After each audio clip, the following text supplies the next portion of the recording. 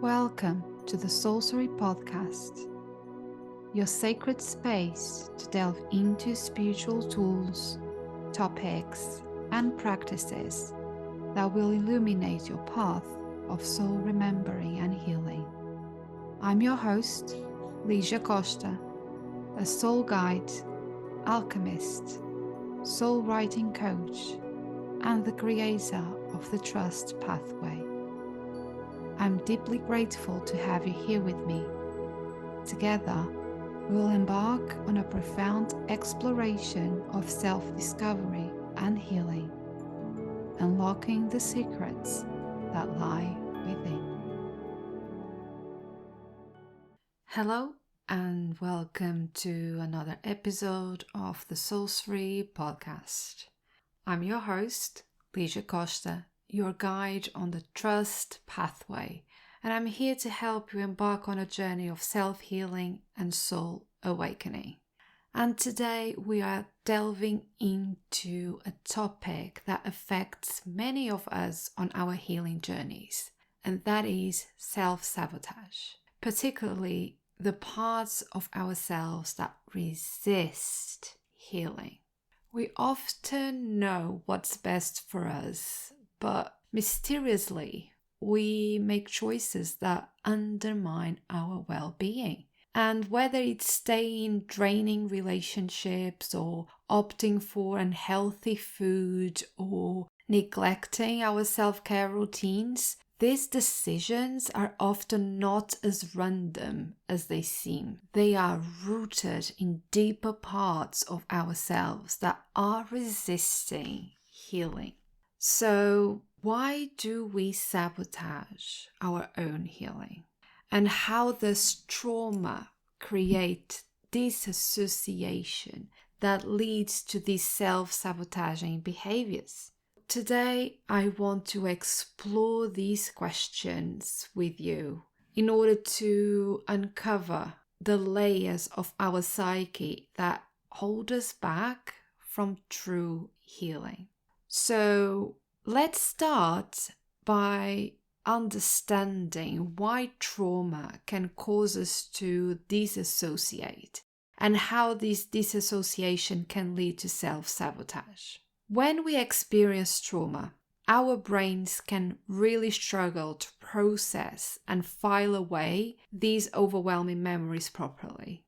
The amygdala and the hippocampus, which are crucial for memory storage and to deal with emotional regulation, can become impaired.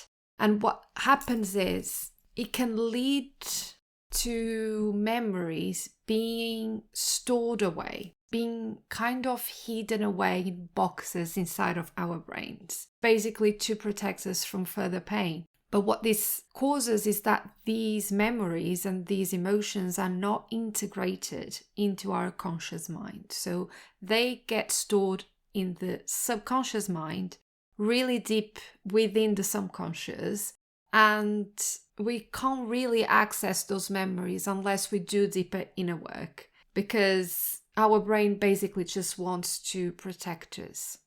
Disassociation is a defense mechanism. It's a way our mind is protecting us from the full pain of those traumatic experiences. It's as if the parts of our consciousness kind of split off, allowing us to survive. And to do that, they disconnect from what is unbearable to feel or to remember, from the very, very painful and activating emotions. So it just disconnects from it. But while disassociation helps us to cope initially, if we keep relying on it, it can actually block us from healing, from progressing in our healing journeys. So if you think about disassociation is basically disconnection, often caused by trauma or really painful events in our lives. So I want you to imagine this. You're trying to heal, right? But every time you get close to those traumatic memories, your mind pulls you away, back into disassociation, back into disconnection. This creates a pattern, right?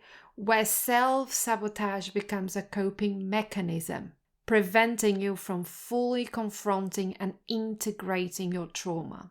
Does this resonate with you? Does this feel true to you? In my work, I found that clients often sabotage their healing because the process is challenging. So our minds and our bodies crave safety, right? They crave what is familiar, even if it means stay in a state of suffering. That's why we witness so many people still living in victim mode. And when I say this, I say with a lot of love. They stay in the victim mode, blaming everything else, feeling sorry for themselves and for everything that's happening. But most times they do this unconsciously due to this disassociation, due to this disconnection that causes this self-sabotage, right? Because self-sabotage happens unconsciously. It's a defense mechanism. It's a way our mind protects us from facing the pain and the discomfort. It's the very part of us that resists healing, right? It's the part that needs the most love and the most attention. But usually we don't give it that. We give in to it. And then we become disassociated or disconnected ourselves. And what causes is that we start numbing those emotions every time we start feeling it. And then guilt kicks in, or blame kicks in, or self-criticism kicks in when we are sabotaging. And then we numb that guilt, that blame, that shame with alcohol, with food, with consumerism, with sex, with gaming, just so we don't feel the discomfort. So the key here really is to bring these parts into the light of our consciousness so that we can transform them from being like our enemies to become allies in our healing journeys. So in this episode, I would like to explore 3 common reasons why we sabotage our healing journeys. And I would like to get your feedback. When you finish listening to this episode, please comment on the episode. I would love to know if any of these reasons resonate with you. So the reason number 1 is that we think this is taking too long. Oh my gosh, if I ever felt this way, I definitely did. Especially when we keep healing the same thing, the same theme, the same wound, and we think we already healed that. And I have a whole episode on this, on when we think we have healed a wound, but we didn't. So go and check that out. But yeah, when we keep on healing the same wound or pattern and we think we have healed that, but we didn't, and then we feel like this is taking way too long and I'm over it, right? And this happens when we are in the thick of healing from trauma, because it's so natural to want everything to be over immediately, right? The flashbacks, the panic attacks, the depression, and even the physical symptoms. These are all manifestations of trauma and are all very, very exhausting. And I know it from experience. So it's natural that we crave immediate relief, right? That we want things to be over quick because we're just so over it. But we have to remember that true healing is a gradual process. You might see life-changing improvements quickly, but lasting healing, especially from trauma, takes time, and we really need to be kind to ourselves. This doesn't mean like there is no hope that things will never get better. That's not what I'm saying. But look for the small improvements that will then lead to life-changing healing. Look for those daily improvements in your relationships, in your career, in your health, because those are possible, those are reachable, and they are very significant. In the long run, they will matter the most. But also remember that impatience can make you question the journey, and that then will lead you to self-sabotage your healing.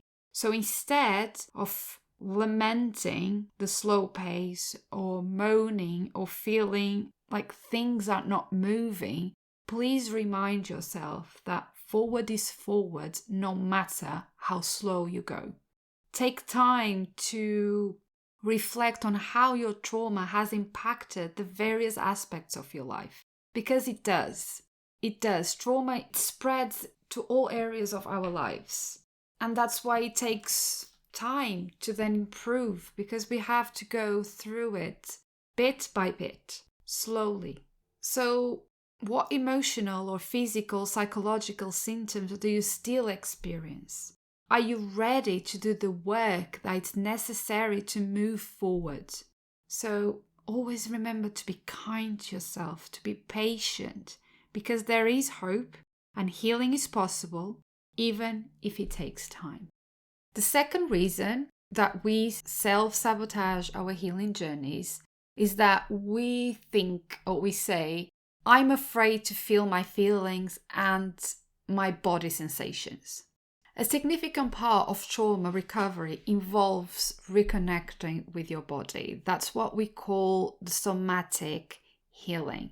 When we do trauma-informed work, we not only do the talk therapy, we do the somatic work that works with our bodies. We feeling the trauma or the emotions or the sensations in the body, understanding how our body is talking to us, reconnecting to it, and then learning how to regulate our nervous system, our bodies.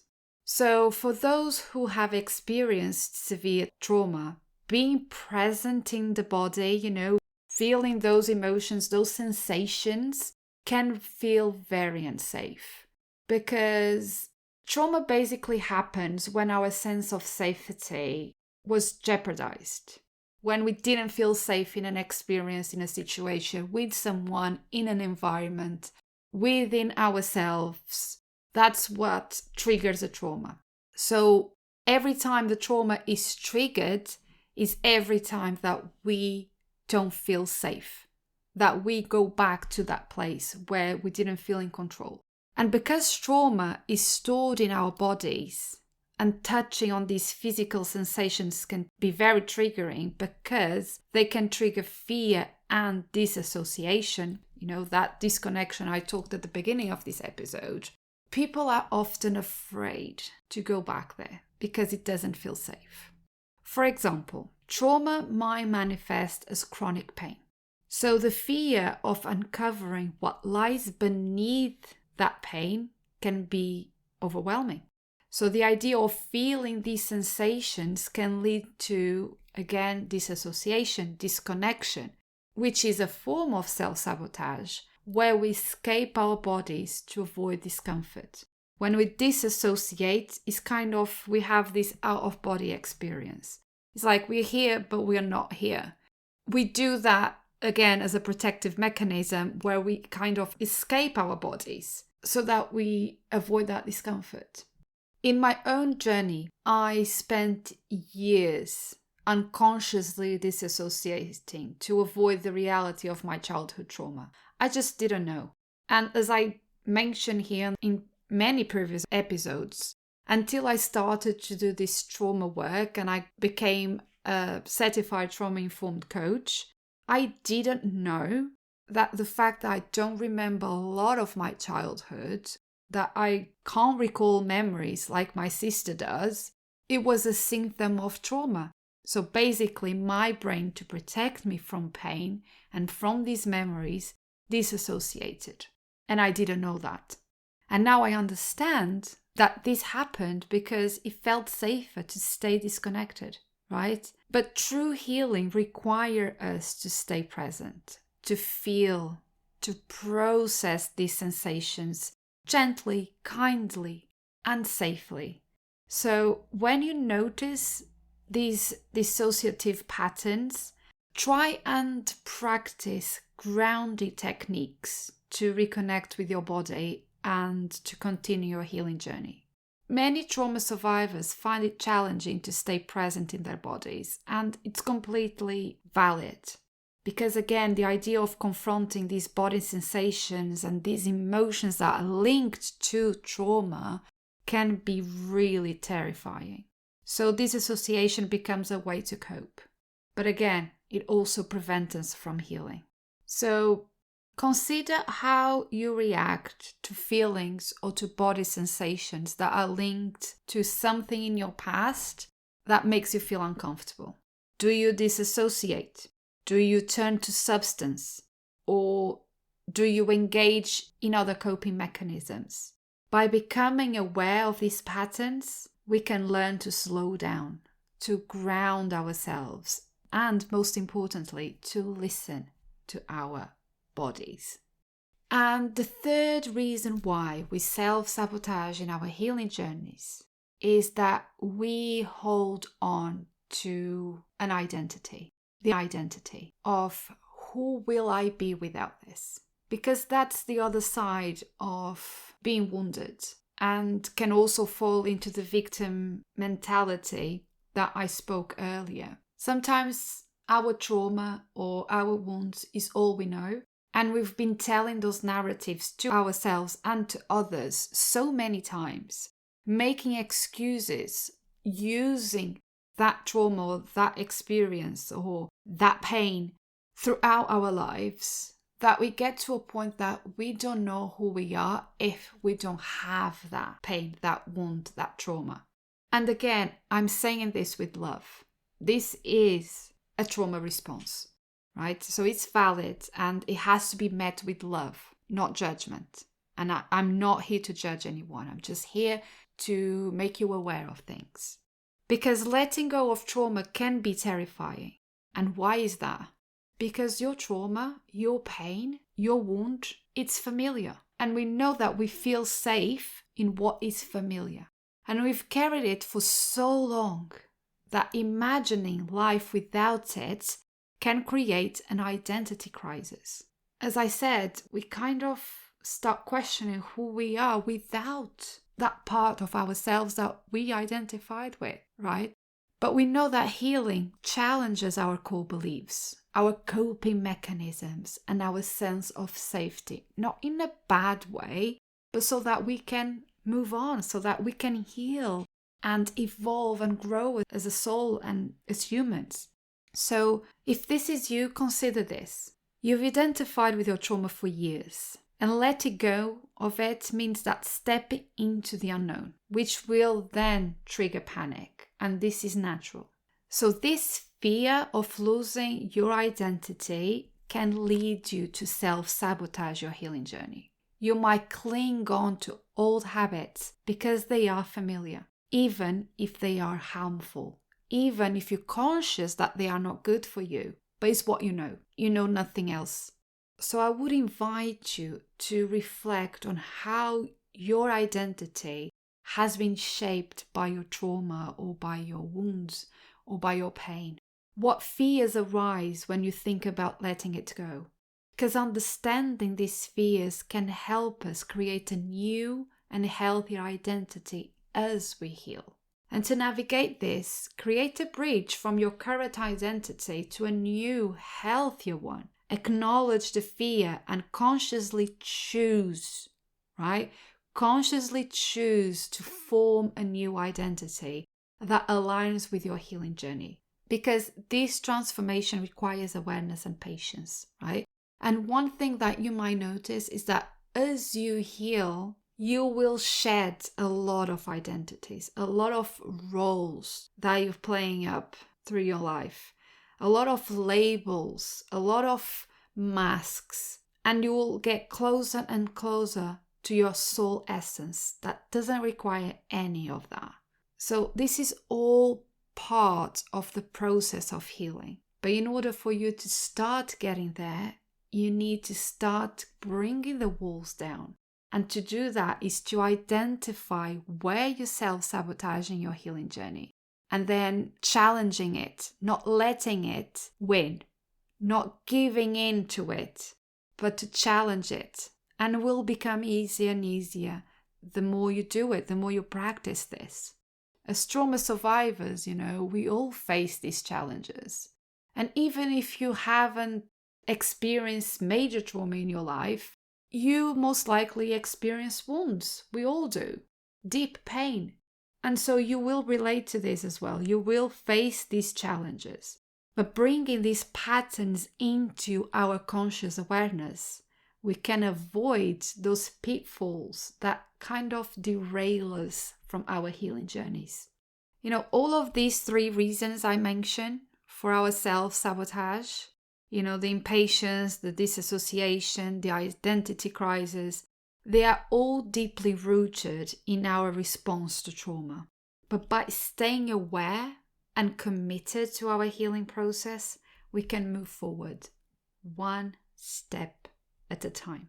I hope this episode brought light into maybe something that wasn't in your awareness before. If you are listening to this episode, trust that you were guided here for a reason. And I'm sure it was your soul guiding you to listen to this so that you can bring this topic into your awareness so that you progress in your healing journey. So trust that guidance. Before I love you and leave you, I will pull a card from the T.R.U.S.T journaling deck, which is my deck, by the way. It was the deck that I created based on the T.R.U.S.T healing pathway that I created to help you connect with the voice within you that opens the door for your soul guidance and for your healing as well. And the card that I pulled is from the Reflection Suite. And again, all these cards, oh my gosh, I can't say this enough. If you've been listening to most of the episodes, you heard me say this many, many times. Every time I pull a card, always makes sense with the conversation or the topic of the episode. So the soul inquiry for this one is, what patterns keep repeating in my life that I want to break free from? What patterns keep repeating in my life that I want to break free from? And the affirmation is, I give myself permission to detach from the past. What can I say? This is everything that we talked about. All these patterns of self-sabotage, right?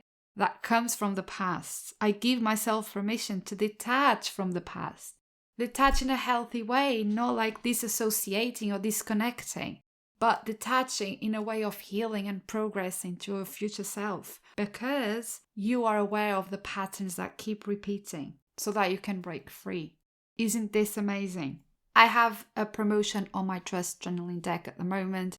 I have very limited stock, and until stock lasts, I am gifting a masterclass on how to use journaling to find yourself, where you can learn how to use journaling to heal, to find your essence, and then you can use the T.R.U.S.T journaling deck to guide you in the areas of your life that needs healing.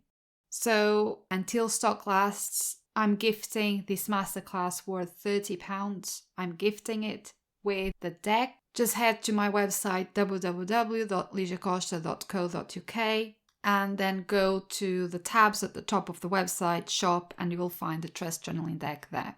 But I will leave the links in the show notes as well. Thank you so much for listening to this episode.